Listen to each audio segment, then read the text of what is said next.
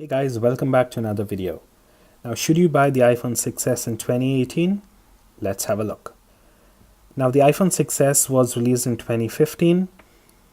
It came in 1632, 64 and 128. You can get it in space gray, rose gold, gold and silver.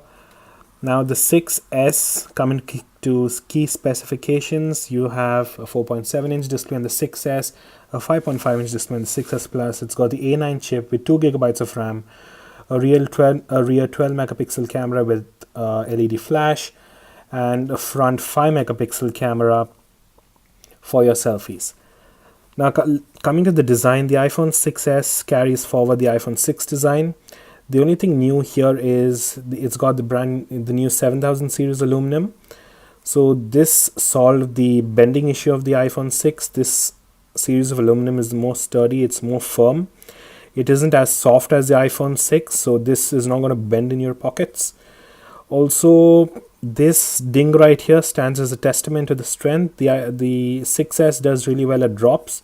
So this phone had fallen on concrete from shoulder height, and all it suffered is a slight ding right there, a slight chip. I'm sure if this was the iPhone 6, the display would have cracked right away, but the 6s didn't have any issues at all. So that's really good with the 7000 series aluminum. Also, it feels much sturdy in the hand. It doesn't feel as cheap or as flimsy as the iPhone 6 in my opinion. The iPhone 6s build quality is really great. Now, coming to the display, as I said, it's a 4.7-inch display. It's a Retina HD display, and it's got 3D touch. The colors are really vivid.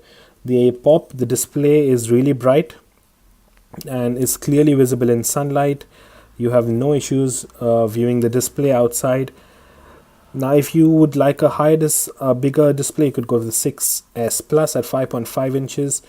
Now, coming to the PPI, it's still at 326 PPI, so nothing great about that, but the display is really crisp. Text looks really crisp, and it's a beautiful display to look at. Now, coming to camera, as I said, it's a 12 megapixel camera. So with the iPhone 6s, you do get live photos.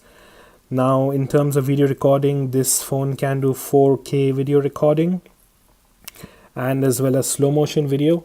Now, 4K can be done at 30 FPS and slow-mo can be done at 1080p at 120 FPS, so keep that in mind. You do not have those fancy features like the iPhone 7 does.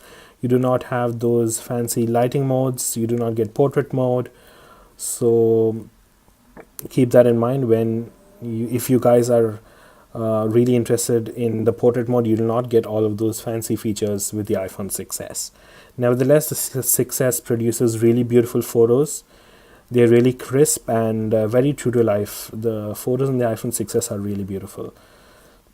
Other than that, coming to performance, it's the Apple A9 chip, and as we all know, the A9 is a really, really capable processor. From the beginning, it's really fast, it's really quick. If you guys are looking for performance, the iPhone 6s is still a really good performer in 2018. Even I think it's still better than some of those cheap Android phones that are in the market right now, but they are catching up slowly. But nevertheless, the iPhone 6s is a really good competitor. Apple has optimized iOS 12 to really take good advantage of the A9 processor. It performs much better than iOS 11, let me tell you that. The battery life is really good and it feels like a new phone. iOS 12 gives this phone a new breath of life in my opinion. So everything you open is really quick, it doesn't lag, it doesn't stutter anywhere. Now, also, as I said, this phone has 2 gigabytes of RAM, so almost all of your apps will stay open in the background. Now, 2 gigabytes I know is not much in 2018, but if you're a light or average user, you'll be fine. But if you're a heavy user, you might see a few reloads here and there. But other than that, it's a really good phone, and I really love the performance of the iPhone 6s in 2018. Now, coming to software performance as well, as I said, this phone right now is upgradable to the latest iOS 12.1, which Apple released today as of making this video. I'm sure this phone will also be eligible for iOS 13, which comes out next year. Also, in terms of app support, This phone supports ARKit, so you can run your AR games and apps on the 6S, and it can do pretty much anything the new iPhones can do. So you guys are not going to feel left out in terms of app support and games. Now coming to battery life, the 6S had an issue where a couple of units had defective batteries in them, so the device would shut off randomly at about 30 to 40%. Now Apple acknowledged this, and they have the replacement program which is going on for the 6S, but I think, if I'm not mistaken, the replacement program for the 6S ends this December or this January. I'm not so sure. You'll have to check up on that. So if you guys are getting a 6S, make sure the battery is in a good condition, or you would have to get it replaced at Apple. In my case, this phone, when I got it, was at 79%. So the phone was a bit sluggish, it wasn't so smooth, and I had to top up the phone maybe twice about a day.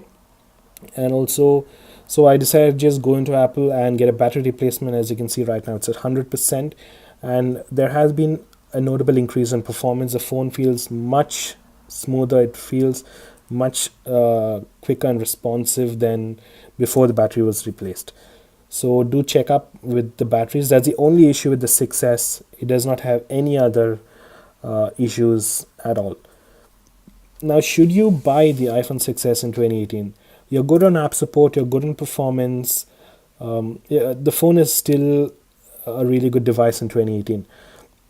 Now, for those of you who are on a budget, and I still recommend that you skip the iPhone 6, even though it's a bit tempting. But remember, the iPhone 6 will not get iOS 13. I'm sure it's not going to get iOS 13 next year. So skip the iPhone 6, do yourself a favor, get the 6S. Or if you want a larger display, get the 6S Plus. Or if you would like a smaller display, get the iPhone SE, because all of them run the Apple A9 chip. And as I said, the A9 is still a beast in performance.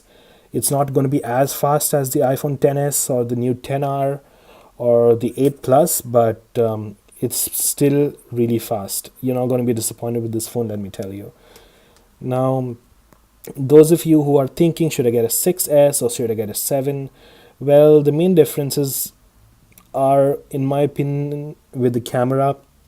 There's not much of a difference between the iPhone 6S and the 7, but if you really want that portrait mode, then you can get the iPhone 7 Plus, because the 6S and the 6S Plus will not give you that portrait mode. Other than that, the speed differences between the A9 and the A10 Fusion chip isn't so great. If you are really keen on having the latest you want the A10 chip and you'd like to have the new home button. Also, do note the iPhone 6S is the last iPhone in Apple's lineup to have that little headphone jack. So if you guys upgrade to the iPhone 7, you will not have the headphone jack anymore, so keep that in mind. Also, the 7 brings a new home button, but also do keep in mind that the iPhone 7 is known for an audio IC issue which Apple has not yet acknowledged, but I'm sure they will in the future. So basically what happens is it starts when you can't record voice memos. So when you enter voice memos, this red button to record voice memos is grayed out. You cannot record voice memos. You cannot, anything to do with audio on the phone is not going to work. Your microphone's not going to work.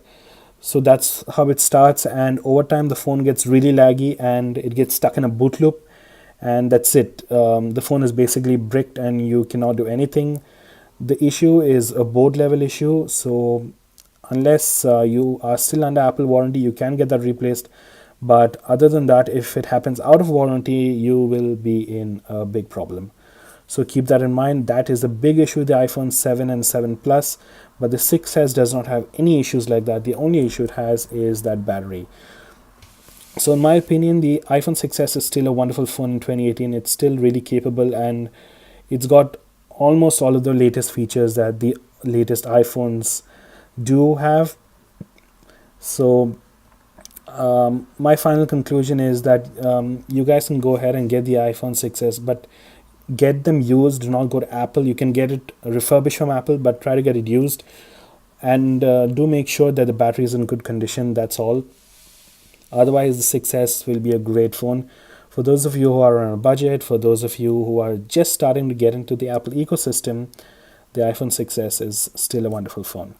So that's it for the video, guys. I hope you liked it. Please do like and subscribe, and I'll see you in my next one. Take care.